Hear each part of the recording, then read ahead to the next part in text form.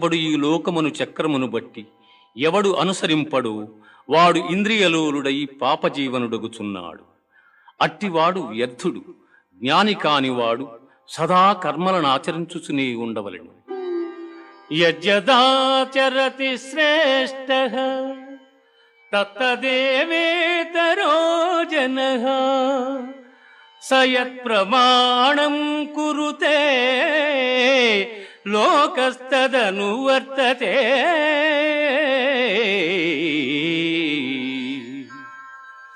ఉత్తములైన వారు దేనిని ఆచరింతురు దానినే ఇతరులను ఆచరింతురు. ఉత్తములు వేనిని ప్రమాణముగా అంగీకరింతురు లోకమంతయు దానినే అనుసరించును. మయి సర్వాణి కర్మాణి సన్యస్యాధ్యాత్మచేతసా